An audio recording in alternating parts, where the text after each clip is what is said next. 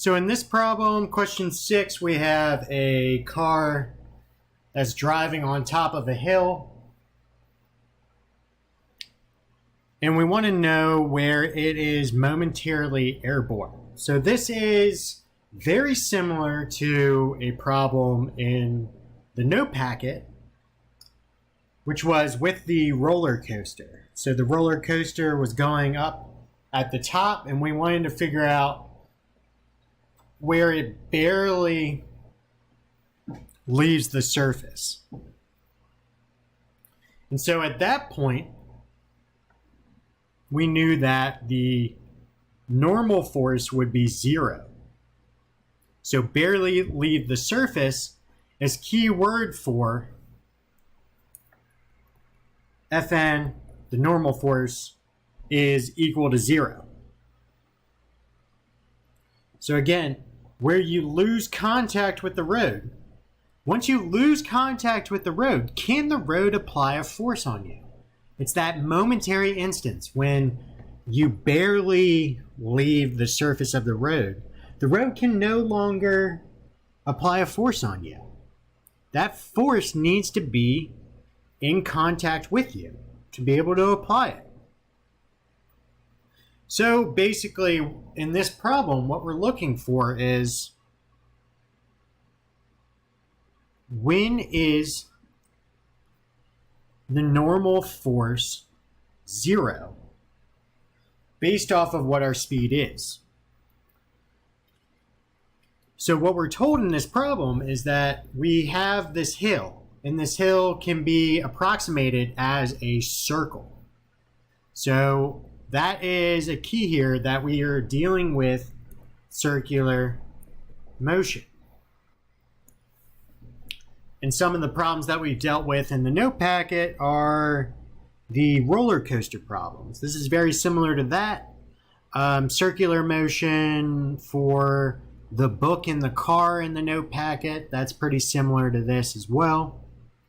But for this case, we have the normal force is 0, and we use, since we have circular motion, we use the centripetal acceleration. The centripetal acceleration, A sub c, is equal to v squared, the velocity squared, which is tangent to the radial direction, over r, which is, sorry about that, r, which is the distance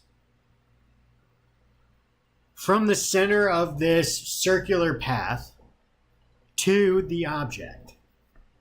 So in this case, we have this hill that can be approximated as a circle that has a radius of 200 meters.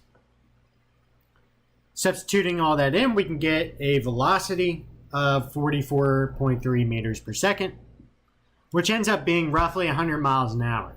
And so that seems reasonable. You know, you don't hear of cars flying off the road. You know, if you don't have a normal force acting, that means the tires have left the road.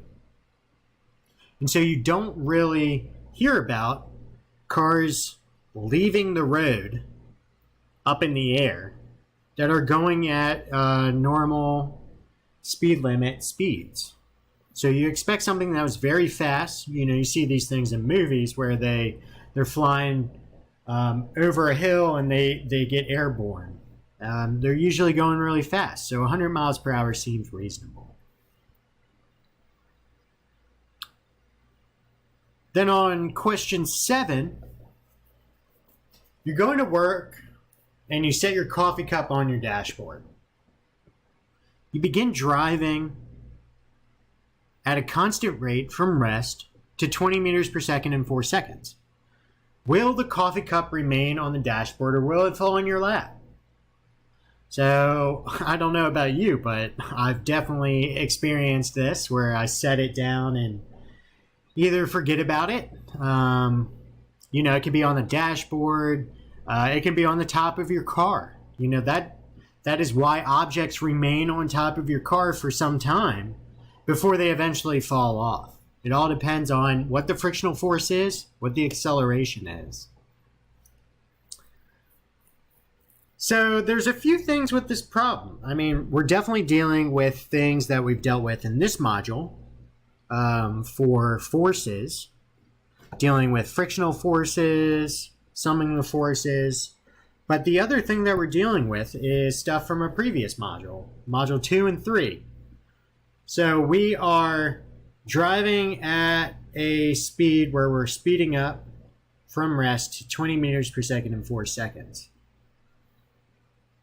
What that is telling you, this information right here is allowing you to solve for acceleration.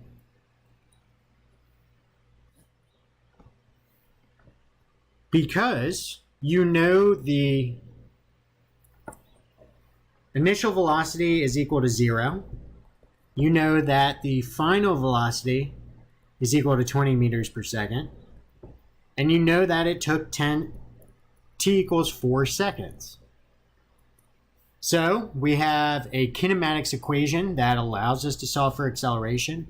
Remember, we need to know acceleration, or we look to find acceleration when we're summing forces. So when we're dealing with forces, when we're dealing with Newton's second law, ultimately we're dealing with summing the forces and dealing with acceleration.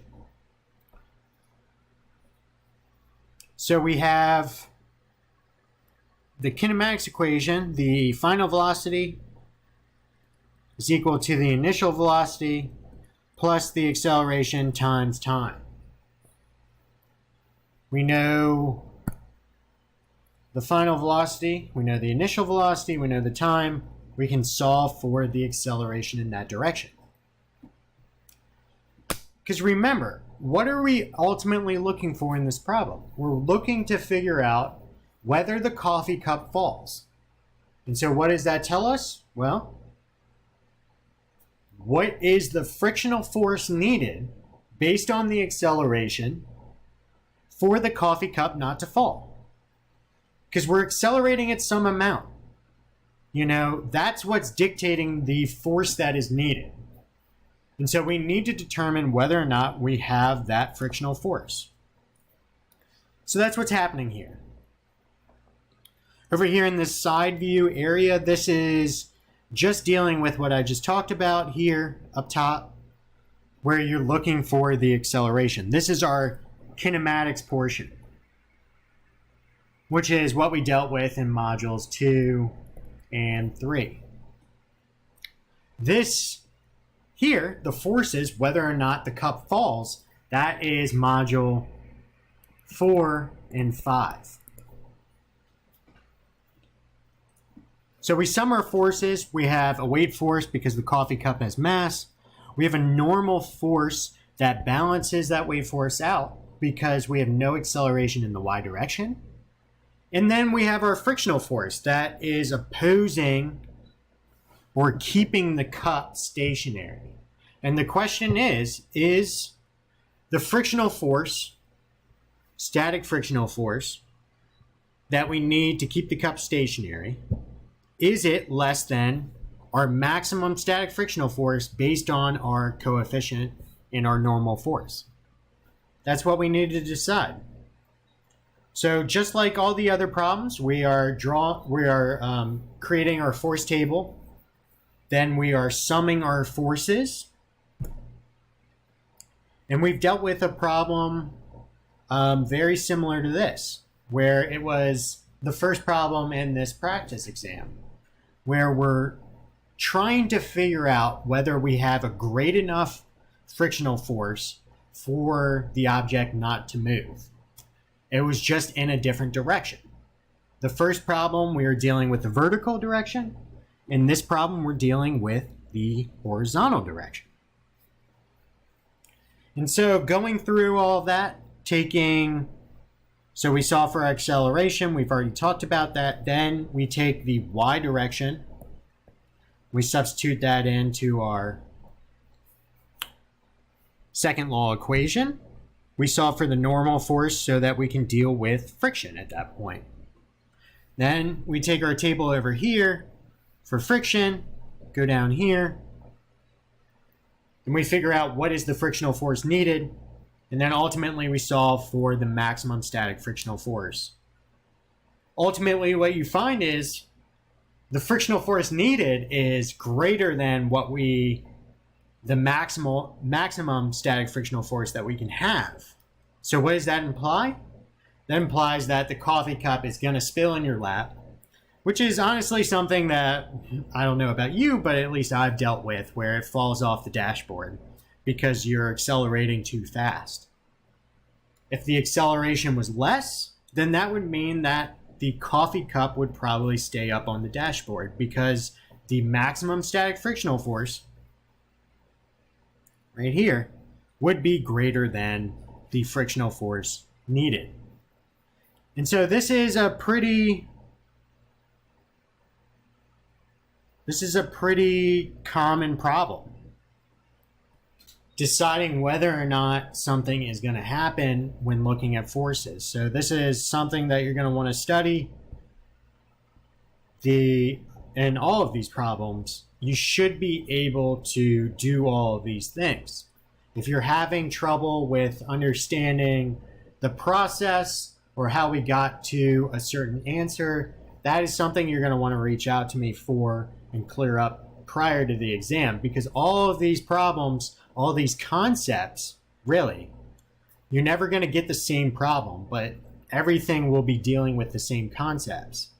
So if you don't know how to do one of these problems, you don't know how to do the concept, and you want to reach out to me and we want to work through that. There's nothing wrong with not understanding the entire concept. It's not addressing it and being prepared for it. That's the problem. So reach out to me.